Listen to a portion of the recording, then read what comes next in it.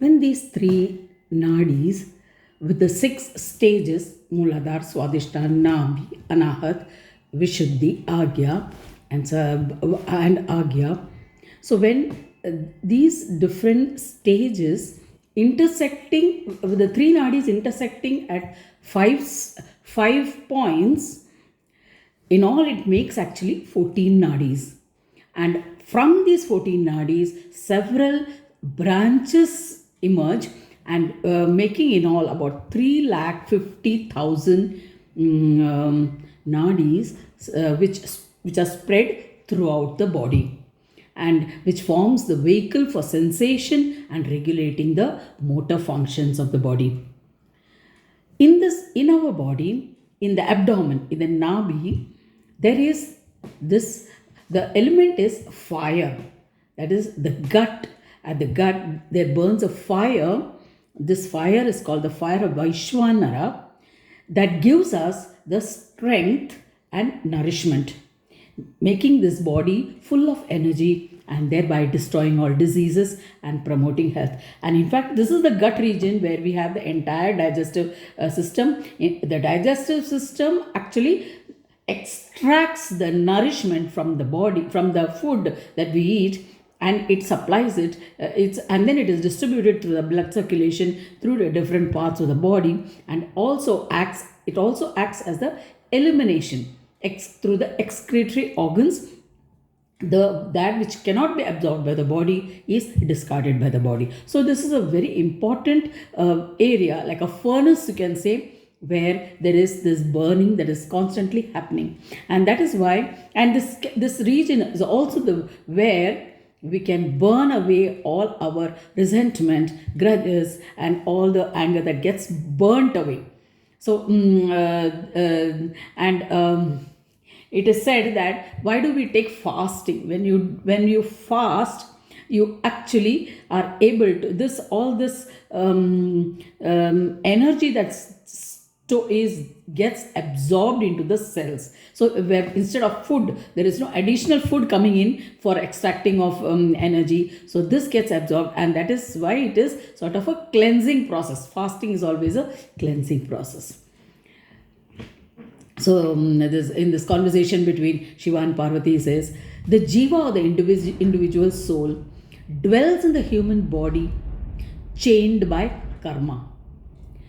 In proportion to the force of his karma, man suffers misery or enjoys pleasure. The jiva has accumulated an excess of evil. Who has accumulated an excess of evil never stays in peace. It is not separate from its karmas. The illusion of this manifested world is destroyed when the maker of the manifest becomes manifest. By looking closely into matter, this false knowledge vanishes. So when the observer becomes the observed, then when the maker, the creator manifests, this false knowledge vanishes, the illusory knowledge vanishes, the delusion always all goes away, and the truth reveals itself. It means that the light of oneness, that of the kshetrajna and kshetrajna, the one who knows the field and the field, becomes one in the light of knowledge, in the light of oneness. This light of oneness dawns on the soul, the jiva, and then the sense of plurality fades away. So here I would like to also bring into reference the sloka from the 15th chapter of Bhagavad Gita, which says, Urdhvamulamadash ashvattam prahuravyayam Chandansi yasya parnani yasyam veda sa vedavit. Those who are well versed in the Vedas, those who have knowledge of the Vedas, say that this life, it is like the tree of life is like the Ashwatha tree, or the banyan tree, where Moola is on the top, the root is at the top, and all the branches flow downwards. That is, all the sap that flows downwards, it spreads the area of influence of the banyan tree. So that entire area covered by that the sap which falls as roots from the banyan tree becomes, it provides shade for the entire tree. So that is like the tree of life, where the moola, the root, is at the top. Now when we say here in the human body, if you compare it to that this, the root is not at the bottom. The root is at the top, from where the energy flows in, and then it spreads into all our organs in the body. So that is why even when you compare the tree of life to a family tree, the in the hierarchy, the highest, the leader or the supreme person is at the top, and from there the decisions flow downwards. And that's how or you can, even in a family tree, there is the grandparent or the senior most person, whoever is where we know where the records are there, and from there the sons and their sons and their children and everything, the whole family tree construction is made. So it is just like that kind of the tree of life. So here in this Urdu Mool, in this chapter 15, Swami Chinmayananda's commentary, he says it is Ashwatha. The Shankara refers to Ashwatha. Ashwatha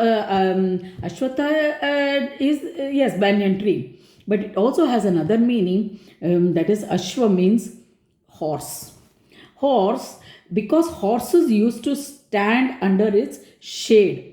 That is why it is he has used the word Ashwatha tree for mentioning this. So what he means, another meaning is, a derivative meaning is, Shwa means tomorrow, Stha means that which remains, and Ashwatha means that which is not, which will not remain, that same till tomorrow. So in short, the word indicates an ever changing, that is, which is ephemeral, that which is continuously changing, the phenomena of the world. That is what is referred to here.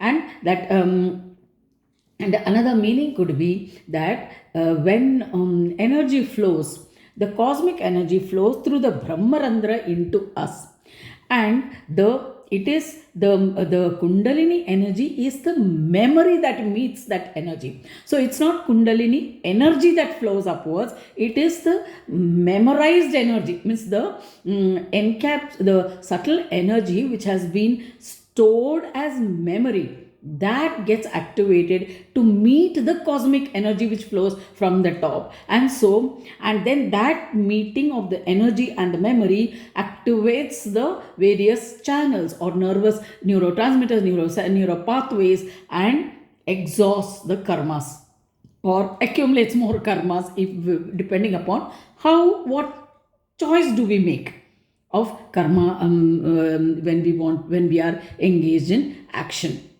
So this is how we need to comprehensively understand when we are into spirituality, because I remember in Sahaja Yoga Mataji used to say, don't read any books, don't read anything, only stick to what is being said in the centers. So what happens, that we do not broaden our knowledge, and we are if we form certain concepts early, and then it becomes conditioning, and then we restrict ourselves in that way. So we are not open to anything, we are not able to absorb its entirety, and then we might also end up with a wrong knowledge, or